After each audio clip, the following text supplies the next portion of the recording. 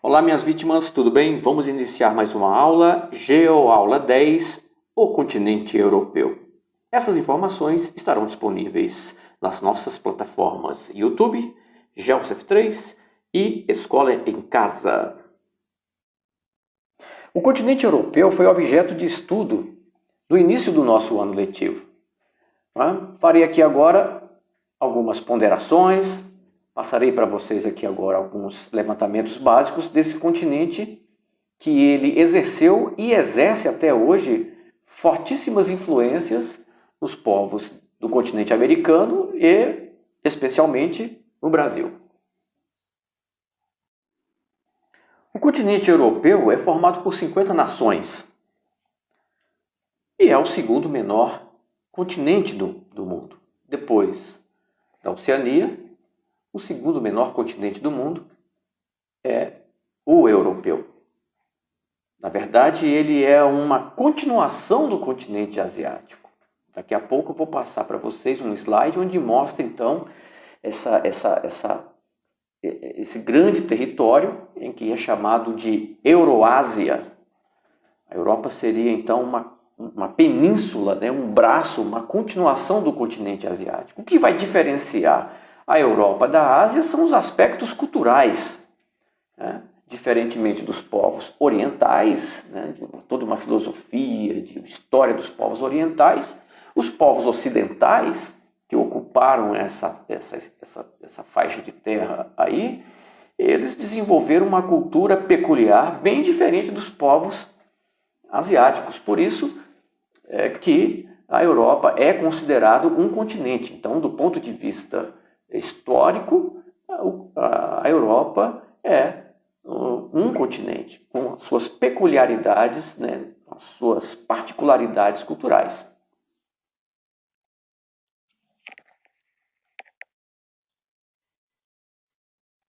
Observe essa imagem, né, esse mapa, em que você consegue, então, visualizar o que eu acabei de falar para vocês. O continente europeu, isso que está destacado em verde, ele é uma continuação do continente asiático. Né? Geograficamente, o que divide a Europa da Ásia, e eu destaquei em vermelho aí para vocês, é uma sequência de montanhas, né, que são os Montes Urais. Aí seria, então, geograficamente falando, a divisão entre Europa e o continente asiático. Ao sul você vê a África e na parte ocidental, aí, do lado oeste, banhado pelo Oceano Atlântico, e ao sul também aí, pelo mar Mediterrâneo. Nesse quadro aí vocês estão vendo algumas informações básicas sobre o continente. A Europa, então, possui aproximadamente 10 milhões de quilômetros quadrados, 2 milhões de quilômetros a mais que o território brasileiro, 800 milhões de habitantes.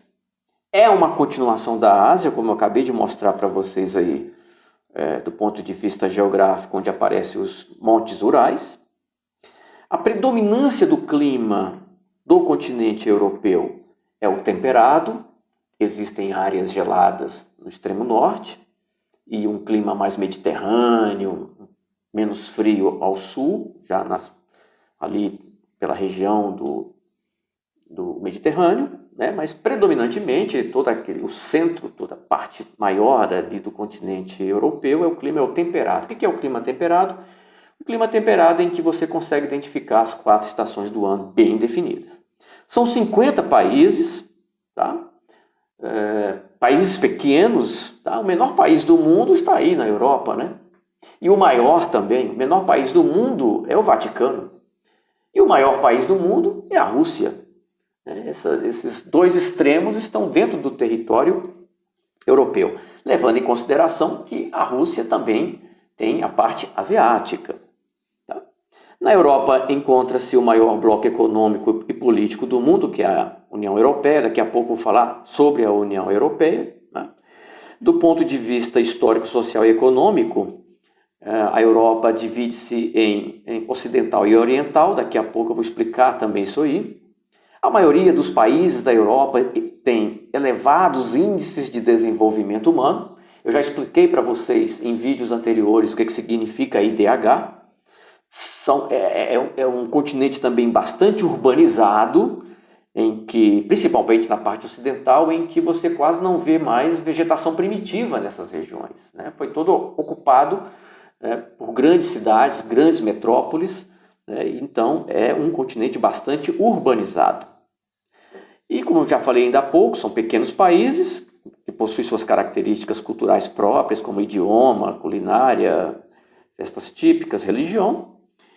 E é um continente muito procurado por turistas e trabalhadores em busca de qualidade de vida, porque, como eu já falei para vocês aí no item 8, são nações que oferecem índices de desenvolvimento humano muito interessante, que acaba atraindo essas pessoas para trabalhar e viver, estudar nesse continente. Para efeito de visualização, só para vocês terem uma ideia do que eu estou falando para vocês sobre o tamanho dos territórios desses países, né, cara, que são países bem pequenos. Veja aí, ó, bacaninha, isso aí é você ver o mapa do Brasil, e dentro do mapa dentro do território brasileiro cabe todos os países da Europa. Eu destaquei aí, por exemplo, a Itália, Polônia, Ucrânia, Reino Unido, França, Alemanha, Portugal, Espanha. Cabe tudo dentro do Brasil e ainda sobra para colocar os outros países também. Você vê que a Espanha, por exemplo, aí é mais ou menos do tamanho de Minas Gerais. A França é mais ou menos aí do tamanho do território do Mato Grosso. A Alemanha caberia no estado do Mato Grosso do Sul. A Itália menor do que o estado do Piauí e por aí vai. Então são países pequenos territorialmente, mas por conta da sua influência, da sua história, né, do seu alto elevado padrão de desenvolvimento humano e de formas tecnológicas que eles construíram ao longo da sua história, esses países eles se tornam grandes. Mas na verdade são pequenos territórios, né, e que o que faz desses países serem grandes é a sua história, toda a sua influência cultural para o resto do mundo. E a presença humana nesse continente é muito antigo, né? Alguns falam aí de presença, né, aparecimento dos homens modernos, digamos assim, dos Homo sapiens, aí, há 35 mil anos, a presença de humanos já ocupando esse território. Aí embaixo você vê dois exemplos, dois registros históricos desses povos que viveram aí. Stonehenge, que fica ali perto de Londres, essa sequência de rochas em pé, que tem uma história muito curiosa. Essas rochas, os caras foram buscar milhares de quilômetros de distância daí. Os caras arrastaram esses blocos imensos aí, com cordas, com troncos de árvores e instalaram aí, dizem que isso aí é uma espécie de mapa astrológico ali, onde eles conseguiam fazer uma identificação das estações do ano e o período de colheita, de plantação, né, de colheita dos seus produtos agrícolas. E do lado direito um registro de uma caverna que fica na França, é a famosa caverna de Lascaux, né, onde os caras fizeram ali os desenhos rupestres, né, a arte rupestre, a arte na rocha, em que tem dentro dessas cavernas aí, feito há milhares de anos atrás. Como eu falei para vocês, o continente europeu ele é bastante urbanizado, né, principalmente a parte ocidental, né. Você vai encontrar então aí grandes metrópoles, grandes centros urbanos. Coloquei algumas capitais importantes, grandes centros urbanos como Berlim, a capital da Alemanha, Lisboa, capital de Portugal, Londres, a capital do Reino Unido, Madrid, a capital da Espanha, Moscou, capital da Rússia, né? Paris, que é a cidade mais visitada no mundo, né? Aí a Torre Eiffel também, a capital da França, Praga, que é considerada uma das mais belas cidades, uma das mais belas capitais do leste europeu, né, que é a capital da República Tcheca, e por último aí o Coliseu, né, que fica em Roma, né? Então são capitais, metrópoles muito procuradas por turistas e imigrantes, enfim, né, para viver, visitar, estudar, né? Enfim, conhecer essa parte aí do chamado Velho Mundo.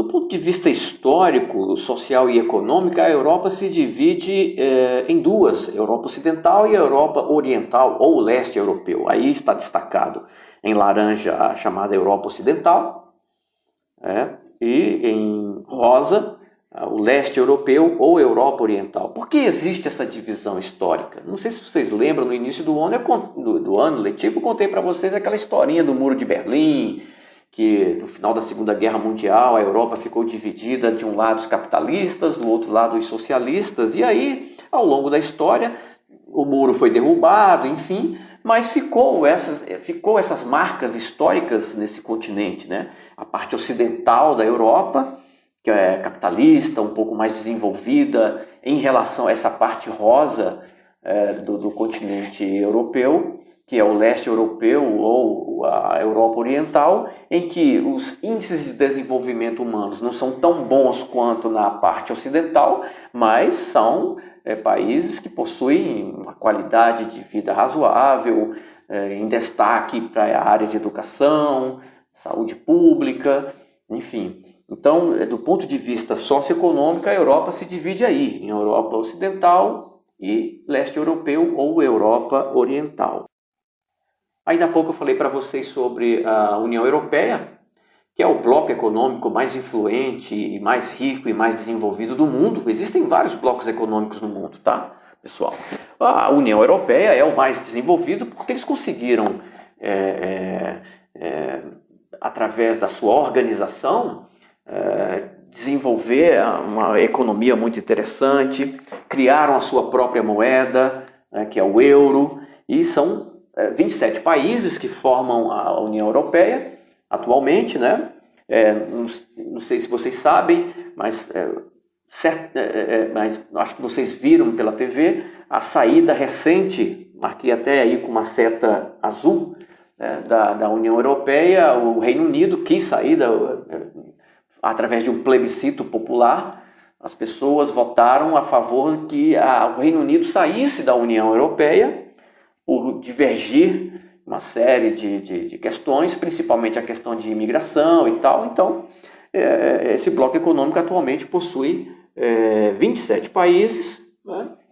E tem uma moeda única, que é o euro. E o que é o bloco econômico, amigos? É a circulação de produtos, de pessoas, de bens, serviços, livremente. Então circula dentro desses países, dentro desse bloco econômico, uma única moeda em que também as pessoas podem circular, pessoas, produtos, dentro desses países, sem taxas tributárias, né, sem essas taxas de impostos, barateando custos desses produtos, nessa livre circulação de produtos, de pessoas, de bens e serviços, desenvolvendo toda uma cadeia econômica muito interessante.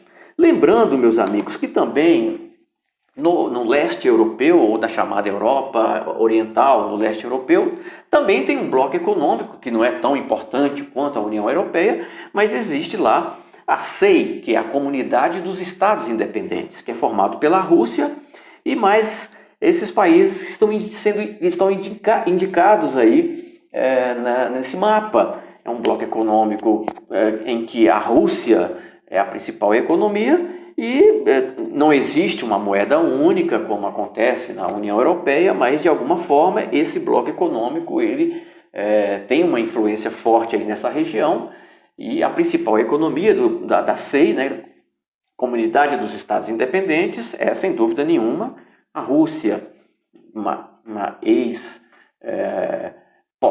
né? Na verdade a Rússia ainda é uma grande potência militar, né?